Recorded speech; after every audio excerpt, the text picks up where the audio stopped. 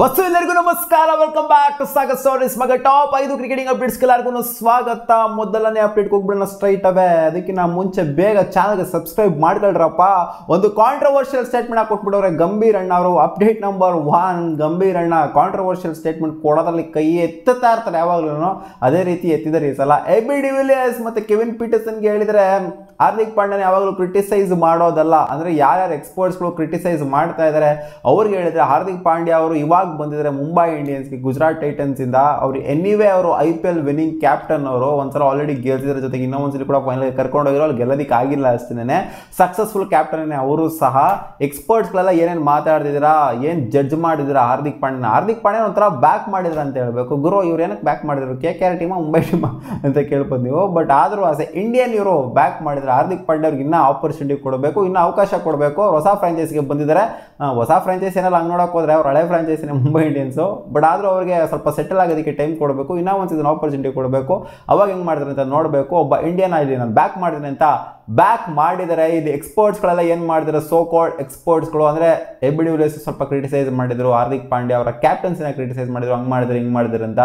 Kevin Pietersen ಕೂಡ criticise ಮಾಡಿದ್ರು. ಇವ್ರಿಗೆ ಹೇಳಿದರೆ ನೀವು ಅದೇನು ಕಿತ್ತು ಗುಡ್ಡೆ ಹಾಕಿದ್ದೀರಾ ಅಂತ ಗೊತ್ತಾಗ್ತಿಲ್ಲ ನನಗೆ.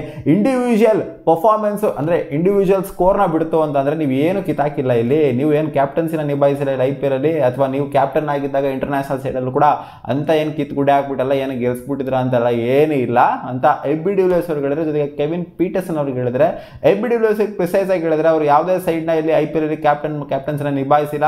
ಜೊತೆಗೆ ಅವರ ಟೀಮ್ ಪರ್ಫಾರ್ಮೆನ್ಸಲ್ಲೂ ಕೂಡ ಅವ್ರದ್ದೇನು ಅಷ್ಟೊಂದು ಕೊಡುಗೆ ಇತ್ತು ಅಂತ ನನಗೇನು ಅನ್ನಿಸ್ತಾ ಇಲ್ಲ. ಇಲ್ಲಿ ಹಾರ್ದಿಕ್ ಪಾಂಡ್ಯ ಆಲ್ರೆಡಿ ಒಂದ್ಸಲ IPLನ ಗೆಲ್ಸ್ಕೊಂಡು ಕೊಟ್ಟಿದ್ದಾರೆ. ಅದರಿಂದ ಇವ್ರ ಬಗ್ಗೆ ಈ ಥರ ಕೆಳಗಡೆ ಹಾಕ್ಬಿಟ್ಟು ಮಾತಾಡೋದು ಸರಿ ಅಲ್ಲ ಅನ್ನೋ ಥರ ಗಂಭೀರ್ ಅಣ್ಣ ಅವರು ಮಾತಾಡಿದರೆ.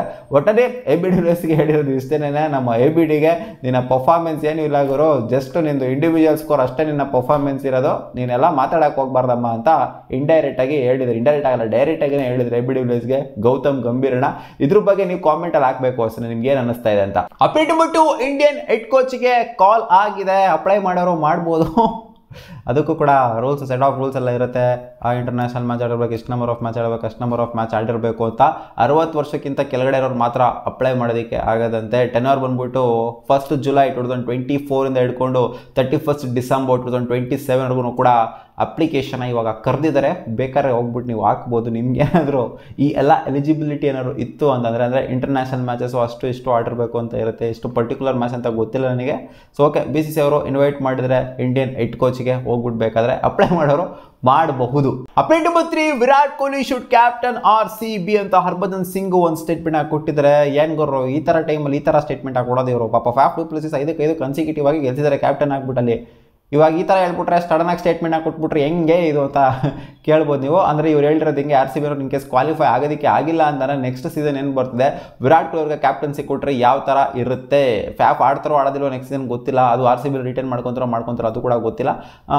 ಫ್ಯಾಫ್ ಡು ಪ್ಲೆಸಿಸ್ ಬಿಟ್ಟು ಈ ಕಡೆ ಇಂಡಿಯನ್ಗೆ ಕ್ಯಾಪ್ಟನ್ಸಿನ ಕೊಡ್ತು ಅಂದರೆ ಹೆಂಗಿರುತ್ತೆ, ವಿರಾಟ್ ಕೊಹ್ಲಿ ಮತ್ತೆ ಕ್ಯಾಪ್ಟನ್ಸಿಗೆ ಬಂದರೆ ಚೆನ್ನಾಗಿರುತ್ತೆ ಅಂತ ಇವ್ರು ಎಕ್ಸ್ಪೆಕ್ಟ್ ಮಾಡ್ತಾ ಇದ್ದಾರೆ. ಅದಾಗುತ್ತೋ ಆಗೋದಿಲ್ಲ ಫ್ಯೂಚರಲ್ಲಿ ಅಂತ ನಮಗಂತೂ ಗೊತ್ತಿಲ್ಲ. ಒಟ್ಟಿನಲ್ಲಿ ಹರ್ಭಜನ್ ಸಿಂಗ್ ಎಕ್ಸ್ಪೆಕ್ಟ್ ಮಾಡ್ತಾರೆ ವಿರಾಟ್ ಕೊಹ್ಲಿ ಲೀಡ್ ಮಾಡಬೇಕು RCBನ ಅಂತ. ಅಪ್ಡೇಟ್ ನಂಬರ್ 4, ಸೌರವ್ ಗಂಗೂಲಿ ಒಂದು ಸ್ಟೇಟ್ಮೆಂಟ್ ಕೊಟ್ಟಿದ್ದಾರೆ ರೋಹಿತ್ ಶರ್ಮಾ ಅವರ ಬಗ್ಗೆ. Rohit Sharma is a big match player, big tournament player. World cup ಅಂತ ಬಿಗ್ ಸ್ಟೇಜ್ ಅಂತ ಬಂದಾಗ ಅವ್ರು ಯಾವತ್ತೂ ಫೇಲ್ ಆಗಿಲ್ಲ. ವರ್ಲ್ಡ್ ಕಪ್ ಅಂತ ಟೂರ್ನಮೆಂಟ್ ಅವರು ಚೆನ್ನಾಗಿ ಪರ್ಫಾರ್ಮ್ ಮಾಡ್ತಾರೆ. ನೋಡಿದ್ರೆ ನೀವು ಕೂಡ IPL ಆಡದೆ ಇರಬಹುದು ಇವಾಗ, ಯಾಕಂದ್ರೆ ಸಿಕ್ಕಾಪಟ್ಟೆ ಸೀನ್ ಆಗ್ತಿದೆ. ರೋಹಿತ್ ಶರ್ಮಾ ಪರ್ಫಾರ್ಮೆನ್ಸ್ ಇಲ್ಲ. ಲಾಸ್ಟ್ 7 ಮ್ಯಾಚಲ್ಲಿ 6ರಿಂದ 7 ಮ್ಯಾಚಲ್ಲಿ ರನ್ಸ್ ಬರ್ತಿಲ್ಲ ಅವ್ರ ಬ್ಯಾಟಿಂದ. ಸಿಕ್ಕಾಪಟ್ಟೆ ಫ್ಲಾಪ್ಷನ್ ಅನುಭವಿಸ್ತಿದ್ದಾರೆ. ಅದು ಇದು ಅಂತೆಲ್ಲ ಸಿಕ್ಕಾಪಟ್ಟೆ ನಡೀತಿದ್ದಿಲ್ಲ ಸೋಷಿಯಲ್ ಮೀಡಿಯಾದಲ್ಲಿ. ಇದೆಲ್ಲ ನೋಡ್ಬಿಟ್ಟು ಅವ್ರು ಹೇಳಿದ್ದಾರೆ, ಏನೋ ಚರ್ಚೆ ಮಾಡುವಂಥ ಅಗತ್ಯತೆ ಎಲ್ಲ ಏನಿಲ್ಲ. ಅವರು ಪುಡಾಂಗ್ ಪ್ಲೇಯರ್ನೇ, ಪಂಡ್ರು ಪ್ಲೇಯರ್ನೇ. ಇಂಟರ್ನ್ಯಾಷನಲ್ ಸೈಡ್ ಅಂತ ಬಂದಾಗ IPL ಆಡೋ ರೋಹಿತ್ ಶರ್ಮಾಗೂ ಇಂಟರ್ನ್ಯಾಷನಲ್ ಸೈಡಲ್ಲಿ ಆಡೋ ರೋಹಿತ್ ಶರ್ಮಾಗೂ ಸಿಕ್ಕಾಪಟ್ಟೆ ಡಿಫ್ರೆನ್ಸ್ ಇದೆ. ಅದ್ರ ಬಗ್ಗೆ ಚರ್ಚೆ ಮಾಡುವಂಥ ಅಗತ್ಯತೆ ಇಲ್ಲ.